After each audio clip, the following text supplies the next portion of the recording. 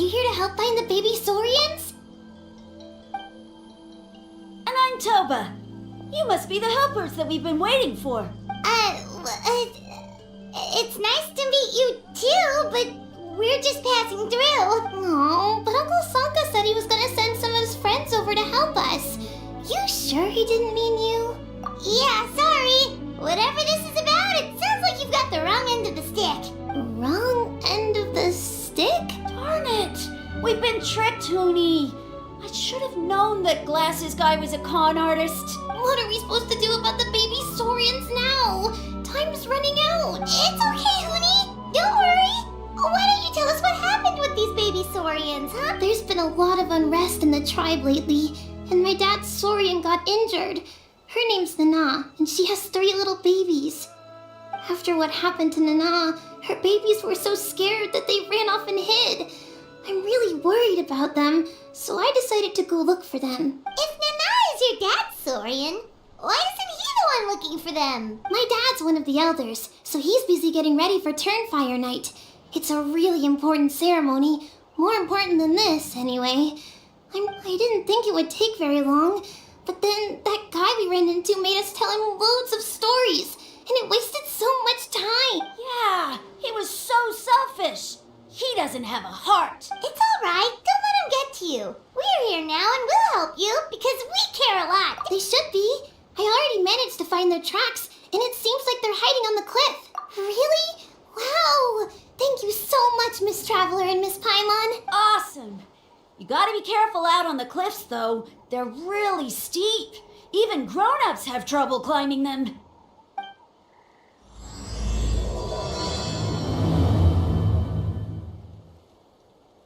Hoonie said the baby Saurians are on the cliff, so let's find a way up.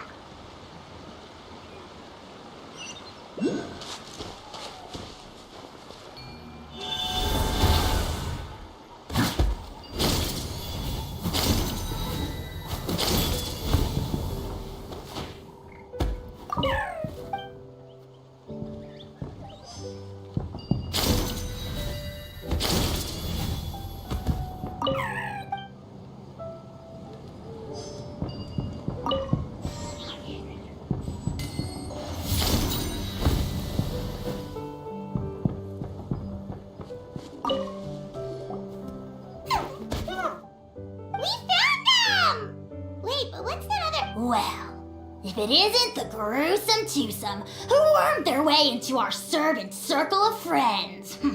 Still awestruck from the last time we met? Would that be why you hastily scrambled up here to pay your respects the moment you saw us? I suppose we can't blame you. Such is the spell that our majesty casts on our minions. Very well. You heathens leave us no choice. The almighty Dragon Lord, Kahula shall grant you the audience that you seek. Come, pucker up. You may now kiss our feet. Wait, aren't you like Kenichi's sidekick? What the heck are you going on about? You're somehow managing to be even more annoying than the last time we met. Silence! Who are you calling sidekick? We are the Dragon Supreme, sovereign ruler of the Nation of Flame.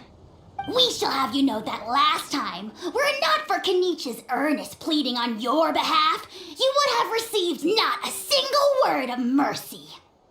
Oh, come on. You talk big, but Kenichi clearly has you under lock and key.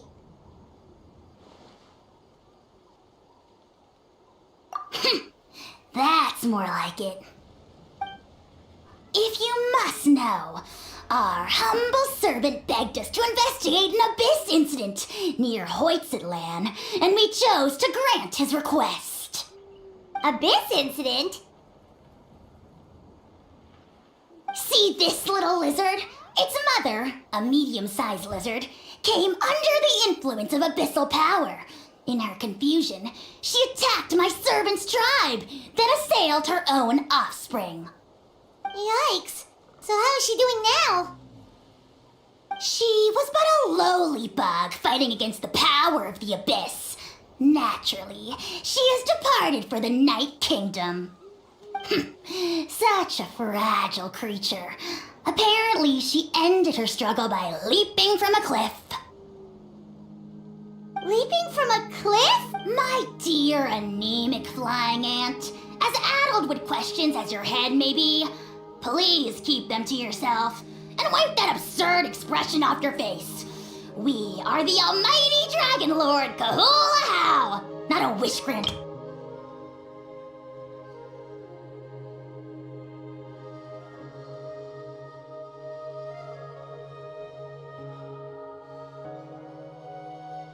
Anemic flying ant! Huge! Just you wait. Two can play at the ugly nickname game.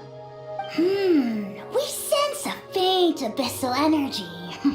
An evil sorcerer must be lurking nearby, but they are well hidden. If you encounter any suspicious outlanders, be sure to give them a robust interrogation. Suspicious outlanders? Wait, are you mocking us? Ha! How dare you cast aspersions on your ruler, heathen! You're just lucky that our servant has such vile taste in friends. Otherwise, we would beat you black and blue, and then purple, then black again! If you're not here to kiss my feet, then get out of my sight. Do not impede the work of the almighty Dragon Lord, Kahula-How! Potty mouth on that guy! I'm on his furious! Still, good to know about the abyss threat, huh? Wasn't expecting that. Let's not get sidetracked.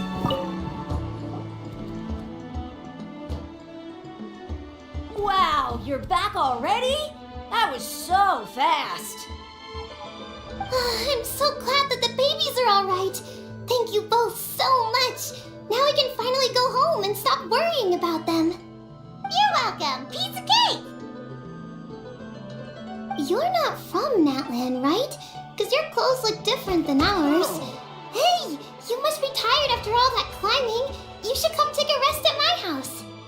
Yeah, please come. I promise you'll get a big Scions of the Canopy welcome. We love having guests, and you're really nice people. Not like Glasses Guy. By the sound of it, Glasses Guy wasn't from Natland either, right? Uh-huh. Well, his clothes sure weren't. You know what? Now that I think about it, there was something really fishy about him. Really? Maybe he was the suspicious outlander that Ahau mentioned.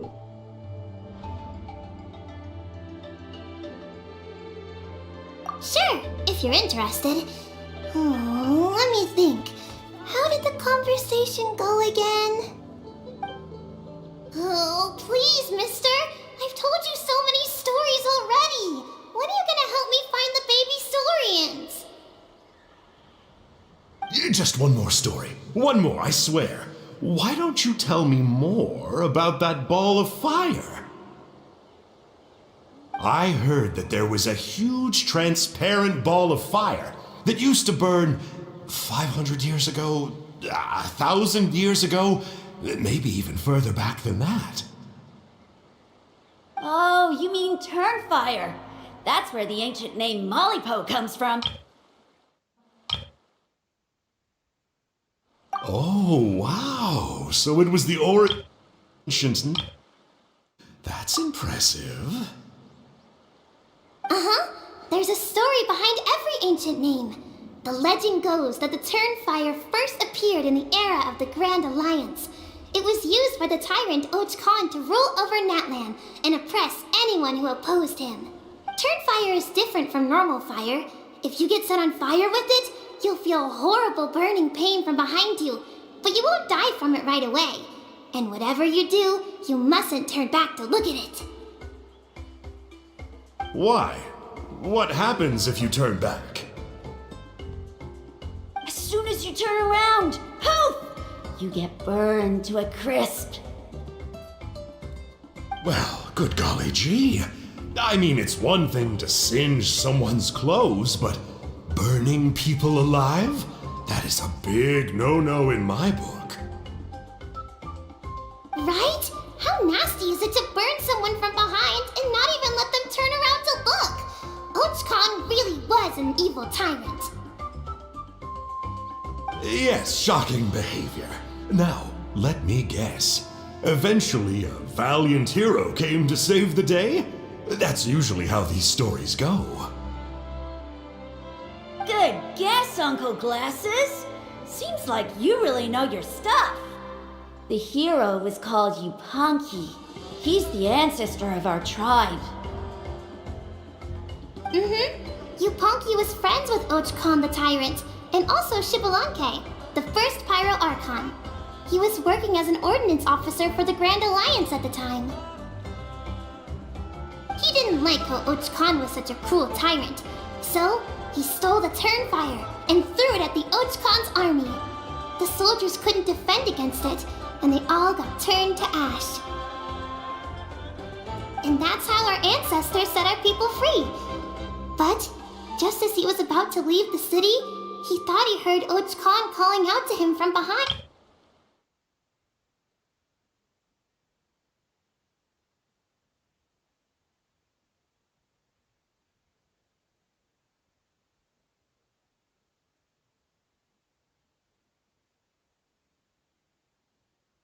But Ochcon wasn't there. All he saw was a city burned black, an army in ruins, and giant flames reaching up into the sky. A split second later, the flames he saw burst out from inside his eyes and swallowed him up. All it took was a single glance. As soon as he looked back, he was burned to a crisp. The question is, was this the price he paid for stealing the Turnfire, or the price of turning back? Nobody knows the answer, but the fire that consumed Yupanqui burned more fiercely than any other. It burned for 100 days until it burned a hole right through the ley lines. And then, the flame dropped into the deathly dark Night Kingdom, where it still burns to this day.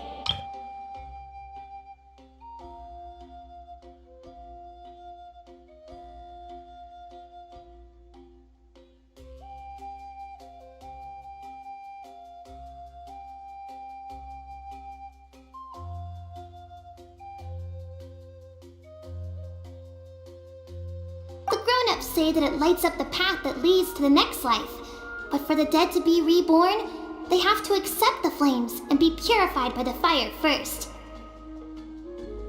It's like a final look back at your life, where you have to answer for everything you did. Anyway, that's the story of Yupanqui's Turnfire. Ah, a fine parable indeed. So, is it true? Is it really possible to find this fire in the Night Kingdom? I don't know.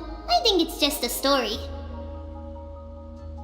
Either way, I assume this name has been passed down in your tribe ever since? Sure has. It went to Burkina, the hero that we celebrate on Turnfire Night. But that was 500 years ago. Yeah, and now it belongs to Kanich, so we often call him Malipo Kanich.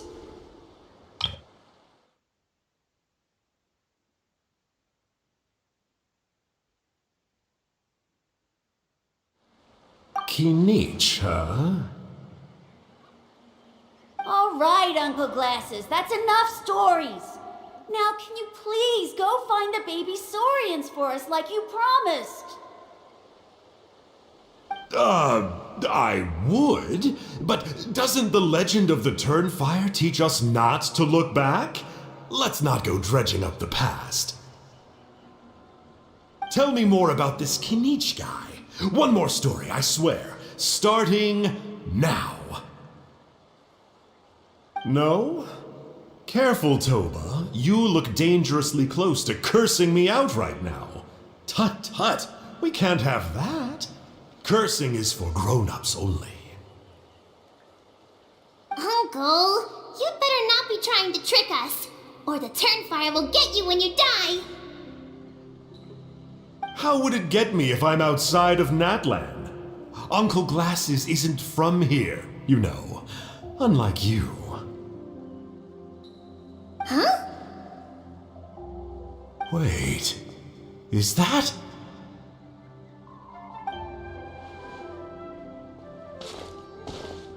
All right, kiddos. I'm a man of my word. 2 of my friends are on their way here, and, yeah, they'll help you out on my behalf. Work them like dogs, okay? That's what they're here for. Don't go easy on them just for my sake. Really? Well, first, can you tell us your name? We met at the foot of this cliff, so beneath the peaks, let's go with Sanka. Seriously? If you don't believe me, turn around and see for yourselves. They're right behind you. Huh? Where? Oh, wait! Uncle Sanka! Where did you go? Yeah, definitely a fishy character.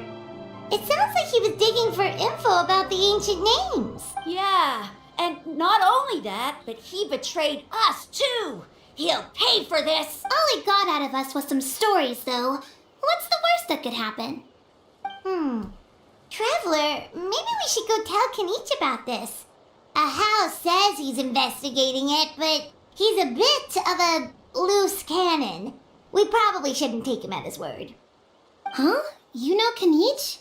Not very well, but we have met him before, and one time we had a meal together.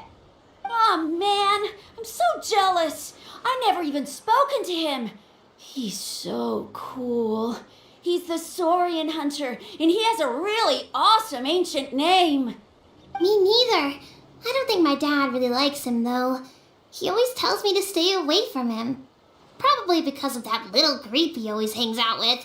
He's nasty, and he's so full of himself.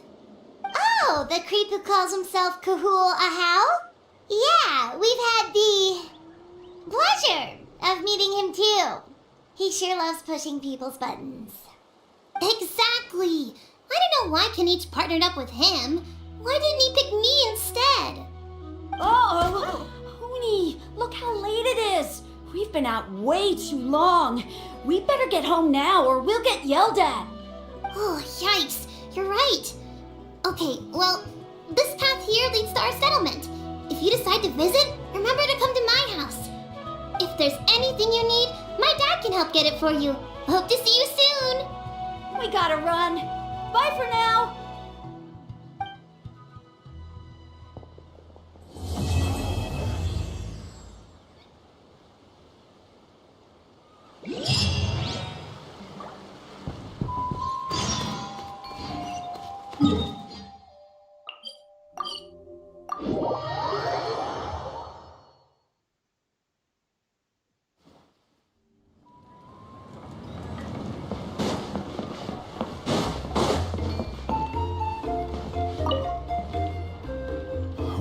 What were you thinking, going out by yourself?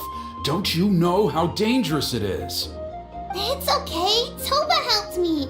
And we met some kind strangers who helped us. And Kind strangers? What made you so sure they were so kind, huh? Oh, I suppose they had kind stranger written on their foreheads? yeah, actually, they did. In big, bold letters. Don't talk back to me. The Mountain King problem still hasn't been solved. What would I do if I'd lost you too? No dinner for you tonight. They were good people, Dad. Dinner or no dinner. Hello again, Huni. It's Miss Paimon and Miss Traveler. Dad, it's them. They're the ones who helped me. And I promised we'd take care of them if they came to visit.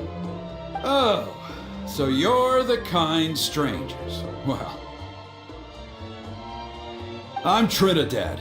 Apparently, you helped my daughter today, so if there's anything you need, just ask. As an elder of the Scions of the Canopy, I've got some influence around here. Now, I trust that you're sensible people who know better than to take advantage of their host's generosity.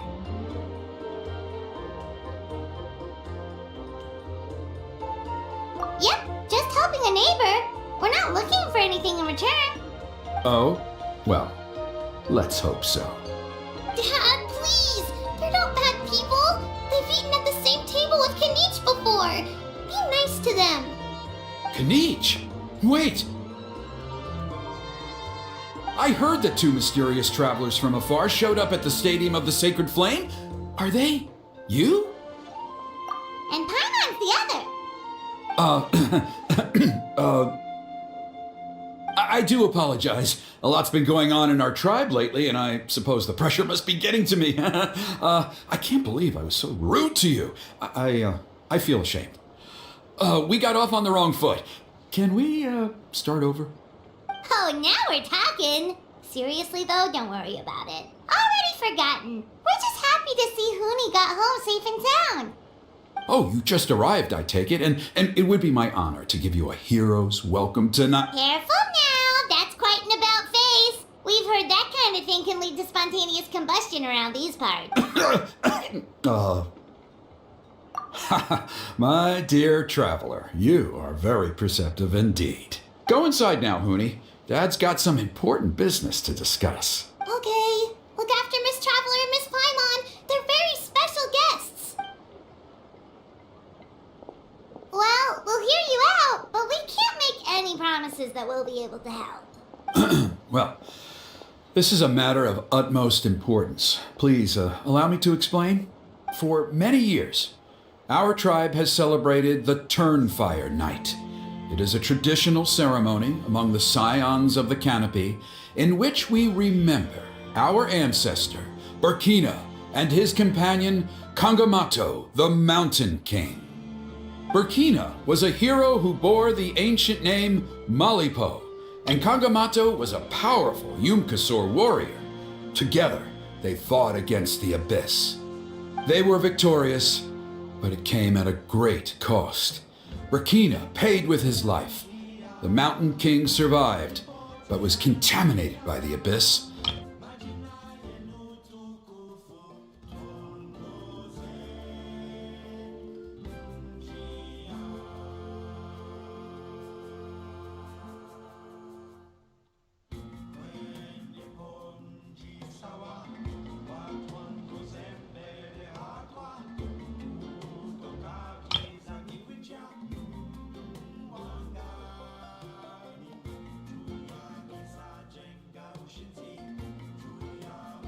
Normally, Yumkasors never live longer than a century. It is possible that the abyssal power is responsible for his unnaturally long lifespan. Oh, that's right. The Mountain King is a living symbol of our glory, but even this glory comes at a price.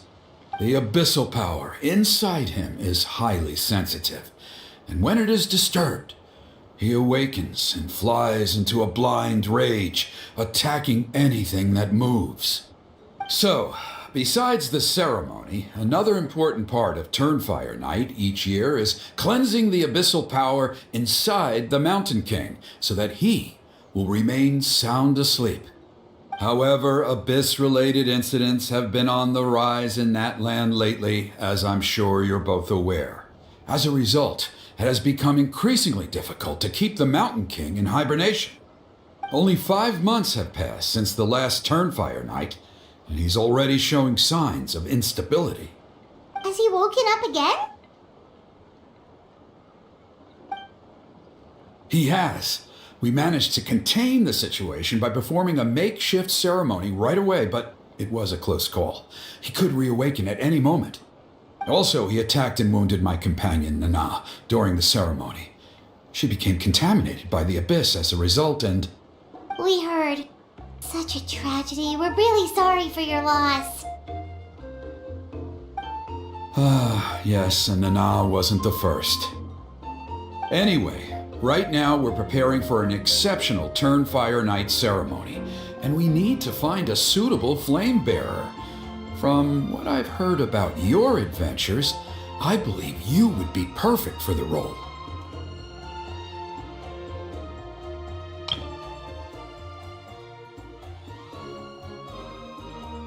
Of course. Plus, he's a bona fide hero who inherited the Malipo name. Oh, you mean Kanich? Yes, he's the one. A hero, worth his weight in gold. And unfortunately for us, he's all too aware of that. No prizes for guessing what he said when I asked him to host a Turnfire night outside of the annual schedule. An exceptional ceremony? Oh, I'll have to charge an exceptional price. I swear, no other concept exists in that boy's brain. I'm not the one to usually talk about people behind their backs, but I'm convinced the YUB got hit on the head and took a wrong turn the day it chose to give that ancient name to him. I mean, have you ever heard of a hero whose mantra is, "What's your asking price?"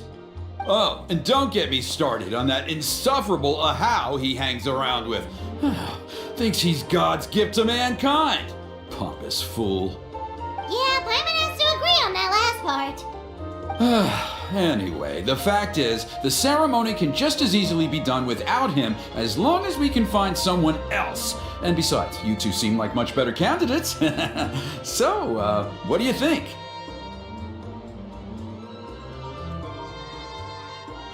Well, there's only a few days left before the ceremony. We can't afford to waste what little time we have on negotiating with him. No, I much prefer if you would consider taking his place. Wonderful! I can't thank you enough. Huni was right about you. You have kindness in your hearts. Come with me to the other side of the mountain. I'll bring you up to speed on each step of the ceremony. Less experienced warriors, I'm sure you'll pick it up in no time.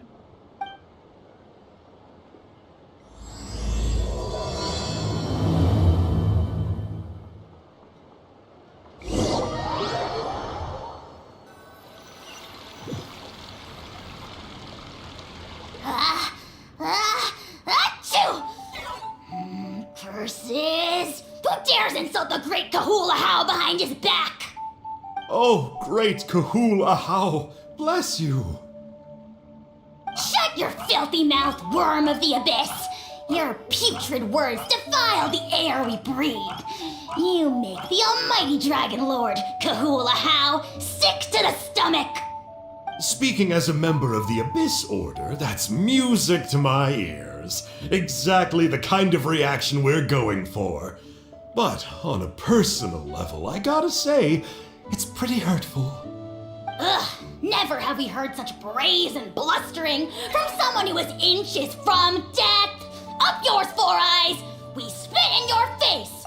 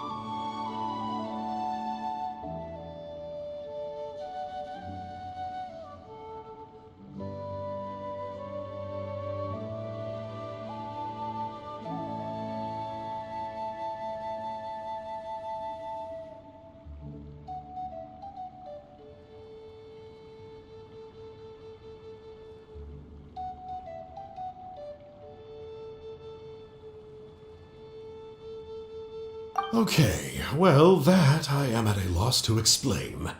How do I manage to stay so chirpy and cheerful? I can only guess it's some kind of powerful magic. But I digress. Mr. Kinich, I admit it, you, sir, are a legendary hunter. Still, the only reason you caught me is that I was reluctant to run away. You see, I'm very interested in the lore of your tribe. Okay. Is that it? Kay? Aren't you intrigued to know what it is about you guys that prompted a visit from the Abyss? It's the extreme sports! The other day, I narrowly avoided getting hit by a very brave soul who just leaped off a cliff. I think you call it bungee jumping? Anyway, I was very impressed. That is what I call embracing the spirit of adventure. Look, I even did a painting inspired by the bravery and freedom of the Scions of the Canopy. You scum-sucking swine! Ugh, I swear, if you go bungee jumping, it'll be without a rope! Head first off the tallest cliff, with a band of hunters on your tail, and nowhere left to run, and a bottomless cesspit waiting for you on the ground. You say that, but I get the sense that Mr. Kinich isn't planning to take my life right now. On top of that, I'm tired of spying on you from afar. So why don't we just negotiate a comfortable operating distance that works for both of us? I've heard that the most important thing in human relationships is to respect each other's boundaries. What do you say, Mr. Kinich? Or you could tell me what it is you're really after. What? And then I'll name my price.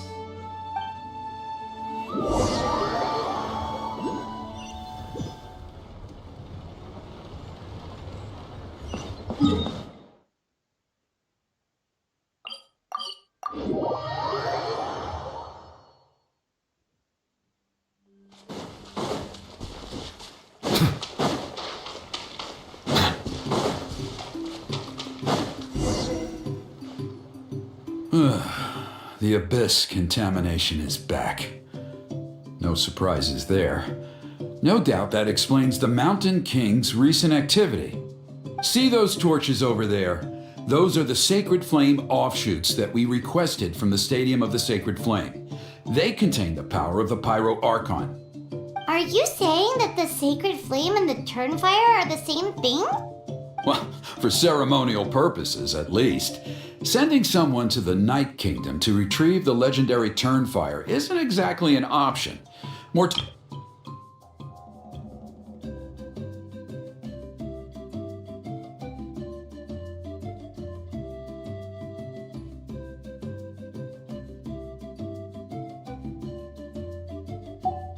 Gotcha! So basically, we just need to clean up the filth with the Sacred Flame. Well, that's one part of it, yes, but the complete ceremony is a bit more complicated than that. First, the flame bearer must collect a kindling of the sacred flame from the starting point, then use a grappling hook to fly up into the sky and light each of the sacred flame pillars. Then they must go down into the canyon, all the way into the cave where the Mountain King slumbers, lighting braziers and the final altar along the way. The most skilled flame bearers can accomplish all of this without touching the ground once. As much as I hate to admit it, Kinich is capable of this. Wow! He can do all that flying without ever falling to the ground?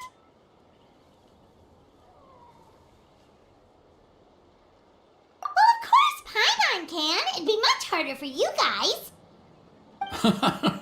Well, don't worry. It's not a requirement of the ceremony. You're allowed to touch the ground. The only thing you're not allowed to do is turn back. The flame bearer must always keep moving forward. You can't skip a pillar, then come back to it after lighting the next one. To do so would be to disrespect our ancestors. So, what actually happens if you do turn back? Surely the fires don't just go out. If you're not careful, you might get burned. What about today then? Does the same rule apply? Oh no, don't worry. Today is just a practice. The order doesn't matter. You just need to take the sacred flame, cleanse the filth, then go light all the braziers. Are you ready?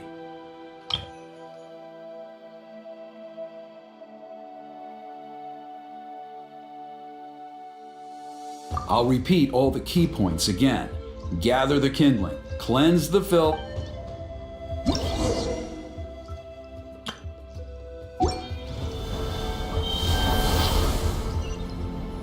Alright, let's use this kindling to complete our mission. There's abyssal filth over there. Let's burn it away with the sacred flame.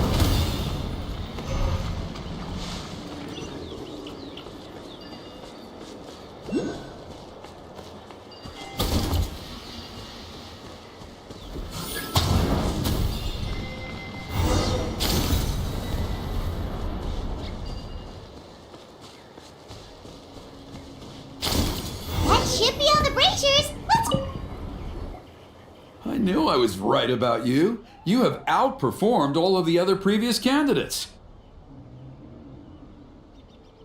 If there was an ancient name for outstanding flame bearers, I'm sure the Wyab would consider you for the honor. Yeah.